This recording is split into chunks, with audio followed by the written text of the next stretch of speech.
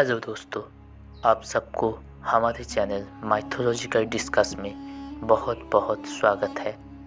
दोस्तों, आज हम बात करने वाले हैं महाभारत के 10 सबसे बलशाली योद्धा के बारे में। दोस्तों, इस लिस्ट में हम भगवान परशुराम और भगवान हनुमान को नहीं रखा है, क्योंकि वो मुख्यतः त्रेता युग के योद्धा थे। तो दोस्तों, आइए वीडियो शुरू करते हैं। नंबर 10, भीष्म पितामह। दोस्तों, भीष्म पितामह माता गंगा और महाराज शांतनु के पुत्र थे। उन्होंने सबसे पहले अपने माता गंगा से शिक्षा प्राप्त किया था। उसके बाद भीष्म पितामह गुरु बृहस्पति और गुरु शुक्राचार्य से शिक्षा प्राप्त किया था। आखिर में उन्होंने भगवान परशुराम से अस्त्र विद्या का ज्ञान प्राप्त किया। दोस्तों, भीष्म पितामह एक कुशल योद्धा के साथ अत्यंत बलशाली योद्धा भी था। नंबर 9, अर्जुन। दोस्तों, अर्जुन एक कुशल धनुर्धारी होने के साथ अत्यंत बलशाली योद्धा भी था। दोस्तों, अर्जुन के गांडीव धनुष अत्यंत भारी था, जिसे कोई साधारण योद्धा नहीं उठा सकता था। अर्जुन ने एक बार स्वयं महादेव को अपने धनुष से खींचने में सफल हुआ था। नंबर 8, कीचक। कीचक मत्स्य देश का राजा विराट के सेनापति थे। कीचक अपने से बलवान भीम के साथ डटकर युद्ध किया था, लेकिन आखिर में भीम कीचक का वध कर देता है। कीचक का नाम उस समय महाबलवानों की सूची में आता था। नंबर 7, शल्य। शल्य मध्य देश का राजा था और नकुल और सहदेव का मामा था, लेकिन दुर्योधन को दिए हुए वचन के कारण उन्हें कौरवों के पक्ष से लड़ना पड़ा। शल्य का नाम उस समय की सबसे बलवान योद्धा की सूची में आता था। एक बार स्वयं युधिष्ठिर कहते हैं, शल्य भीम और अर्जुन से भी ज़्यादा बलवान योद्धा है। नंबर 6, दुर्योधन। दुर्योधन कौरवों का सबसे बड़ा भाई था। दोस्तों, गदा चलाने में दुर्योधन से श्रेष्ठ योद्धा और कोई नहीं था। एक बार स्वयं बलराम जी ये कहते हैं कि दुर्योधन संसार के सर्वश्रेष्ठ गदा चालक है। दोस्तों, कहा जाता है कि दुर्योधन के भुजाओं में 100 हाथियों का बल था। कुरुक्षेत्र के 18वें दिन भीम छल से दुर्योधन का वध कर देता है। नंबर 5, जरासंध। जरासंध मगध देश का राजा था। जरासंध एक बलवान गदाधारी और मल्ल युद्ध में पारंगत थे। जरासंध भीम के साथ 14 दिन तक भयानक युद्ध किया था।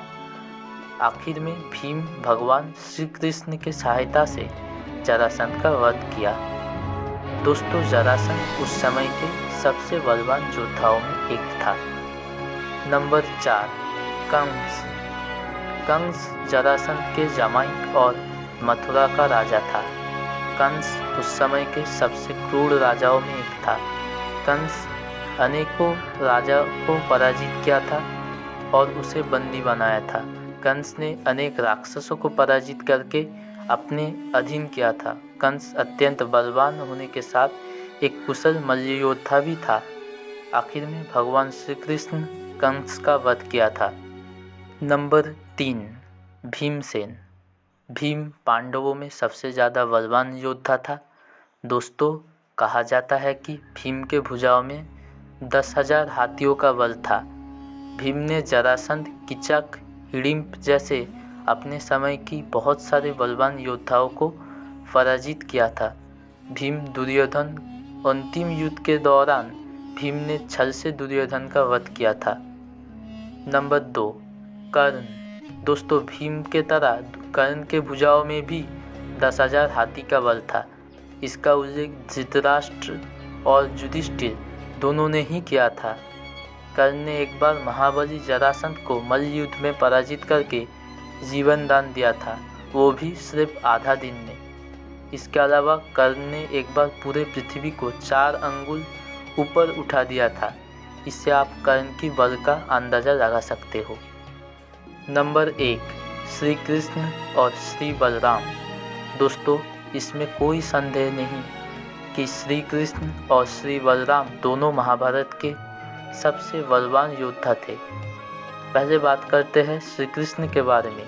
तो श्री कृष्ण स्वयं नारायण का अवतार था।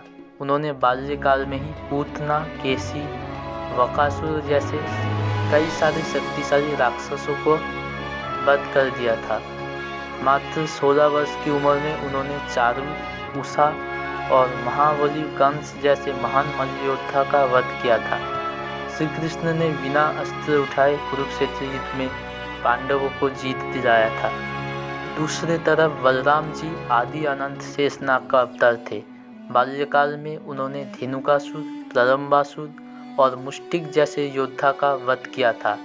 उन्होंने भीम और जरासंध को मल्ल युद्ध में पराजित किया था।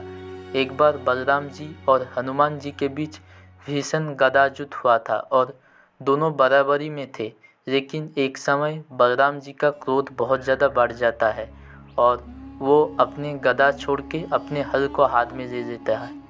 तब परिस्थिति को बिगड़ते हुआ देख भगवान श्री कृष्ण आके दोनों के बीच युद्ध रोक देता है। तो दोस्तों, आज के वीडियो के लिए इतना ही। मिलते हैं अगले वीडियो में।